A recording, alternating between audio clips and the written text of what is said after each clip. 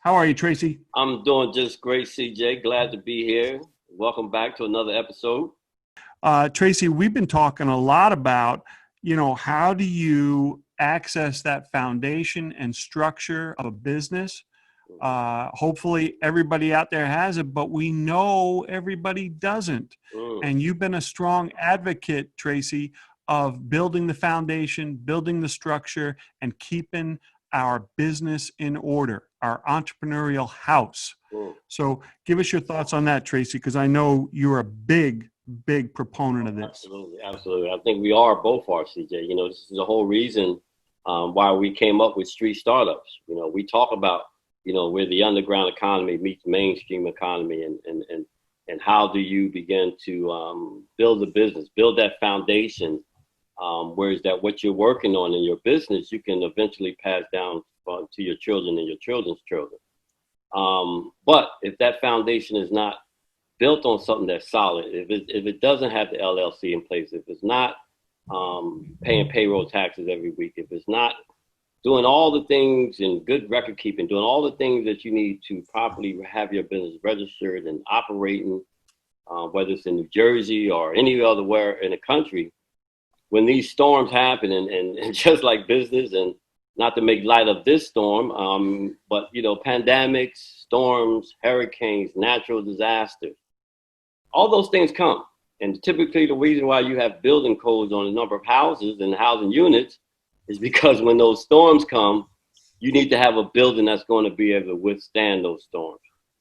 When we look at building our foundation in our business, we know for a fact, CJ, and and I know for our some 50-some years of combined experience tells us that things are going to happen. Yep. You're going to need a lawyer. You're going to need an accountant to look at some numbers very closely. Yep. You're going to need all those things in place so when those storms come, you can be able to withstand them. So when you fast forward to where we are now, and once again, I'm glad we're doing 3 episodes on uncertainty, because this gives us an opportunity to talk about how do you prepare yourself for the uncertainty. One thing about uncertainty is certain. That it's going to happen. And we know it's going to happen. And as business people, we must begin to know it's going to happen and begin to prepare ourselves for it so that we can withstand these type of crises that are sure to happen, whether it's what's happening with the coronavirus or it's a dip in the market, a recession because of the real estate crash. No matter what it is, you can be able to withstand it and then continue to operate your business. So just think it's so very important, CJ. And it just gives us, like I said, an opportunity to talk about having that foundation in place so you can be able to withstand these types of times. You said it, Tracy. And really what we're talking about, folks, when we mention foundation and structure for your business, really we're talking about your legal and financial situation. So think of your foundation for your business to be all your legal issues that you need to have in place in order to exist legally as a business and function in the marketplace legally as a business. And this is critical. So this is not a place to take shortcuts.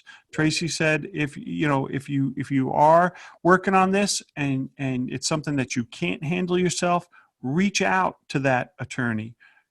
It's worth the money. It's worth the time to get somebody on board to help you with these issues. If you cannot, now look at Tracy, what we were talking about earlier.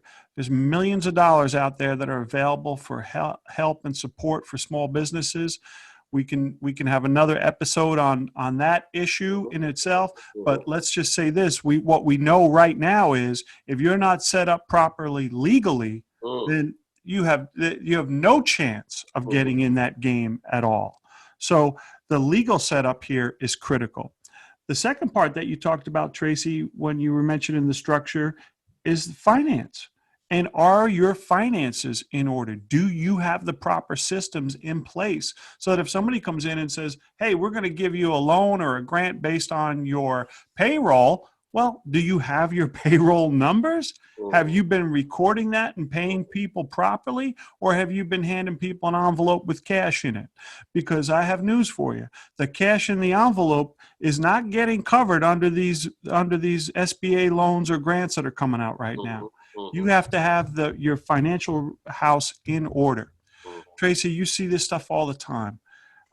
What are some tips that you can give our listeners on the legal side and the financial side of keeping their house in order?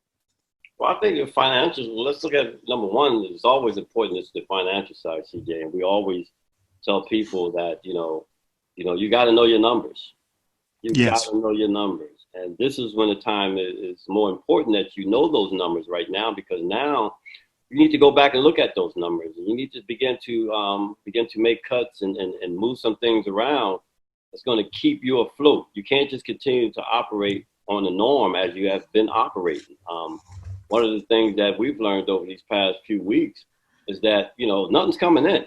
Nothing's coming in. We had speaking engagements lined up. We had workshops lined up. We had contracts lined up. We had real estate deals that are now being put on hold, that are being delayed for 30 days. All this stuff right here is where that uncertainty comes in. But I think one of the number one tips that I can give on that is, once again, is something that we've always talked about, is having those multiple income streams. You have to have different pools of money coming in from somewhere in order for you to survive. One of the things that we got going on, CJ, is the fact that, we in the real estate and apartment rentals. Yes. So folks got to have a place to live, even during Corona.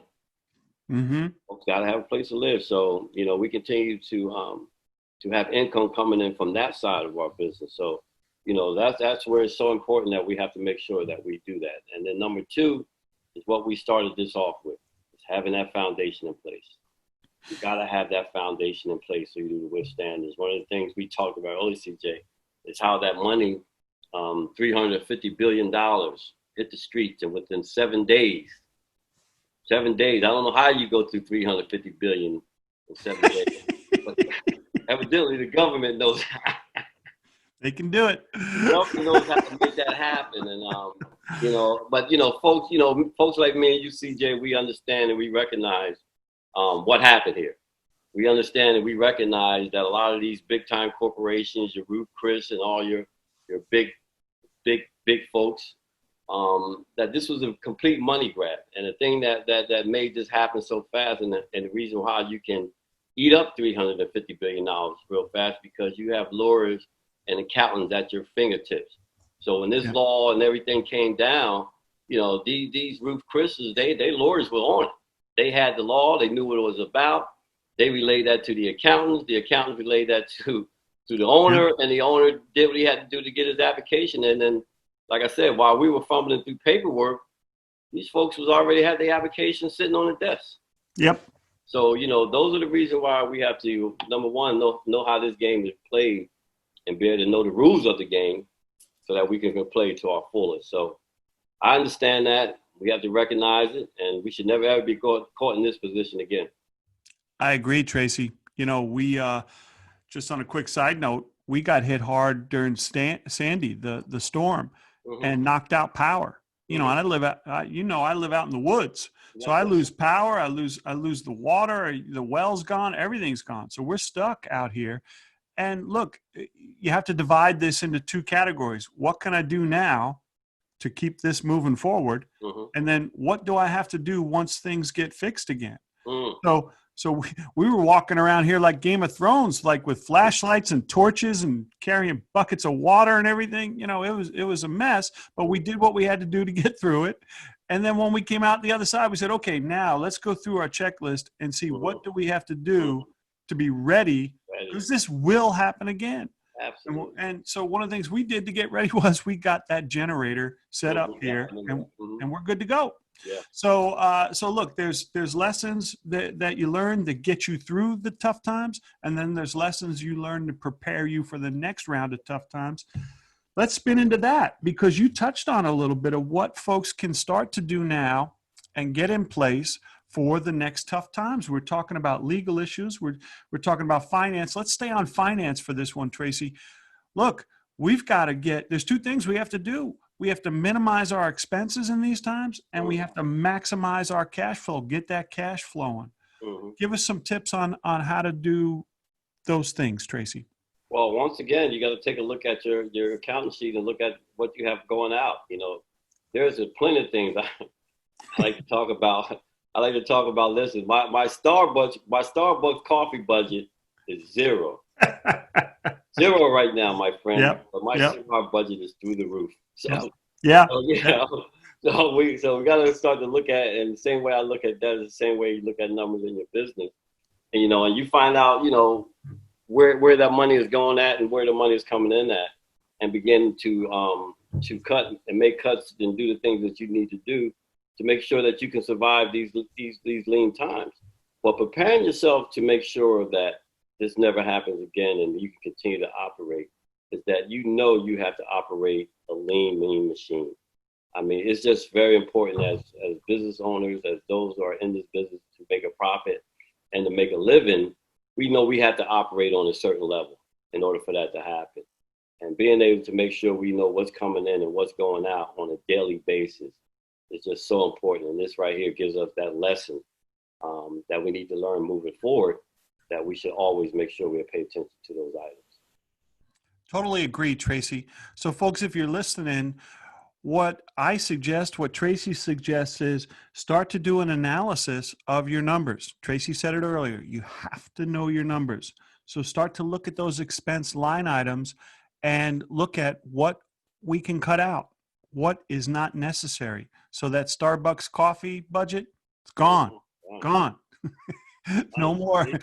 Might not ever come again. I like to make a cup of coffee here now, CJ. So that might not never rise again. There we go. See, we're saving money for the long term too. So good things are coming from this. So look at those expense items that you can cut back on and make the necessary cuts. In terms of generating cash, Tracy, you talked about the power of a diverse income stream. Mm. We also are looking at some creative ways that people are starting to do some of this. I'm seeing gift cards as a way that people are trying to generate some cash now. I have some clothing stores here, local clothing stores that are starting to put together gift baskets for their loyal customers, let's say. Say, hey, what can we do to put together for you to send out as a gift to a friend, brighten their day, cheer them up, do positive things. So we're seeing some creativeness here in terms of folks being able to generate cash. What are you seeing, Tracy? What are you doing in terms of generating cash? Well, I've been seeing the same thing, CJ. So many folks are using their creative talents, their entrepreneurial skills to do things in these uncertain times and to provide that additional income. You can say what you want to say about people that are making the masses and the designer masses. I know folks joking, but I pulled into the gas station the other day, CJ, and the guy popped his trunk like it was back in the day. Like, listen, I got what you need. He had every color coordinated designer mask that you can put together, and actually had it all in plastic packaging. Like, he just basically a whole manufacturing operation. Basically set up in probably within the past couple of weeks in order to make money. So this is when we thrive, man. And man, you talk about this all the time. Certain entrepreneurs and certain people with those business minds, they thrive in this type of environment. Because it's like you either going to swim. One thing about drowning and jumping in a bunch of water, you don't know if you can swim until you're in there. That's right. I mean, but That's once right. you get in there, Lord have mercy, you'll learn. If you don't know how to swim, you'll learn. We will close on that note, and we will see you next time on another episode of Street Startups, the podcast. Peace. Peace.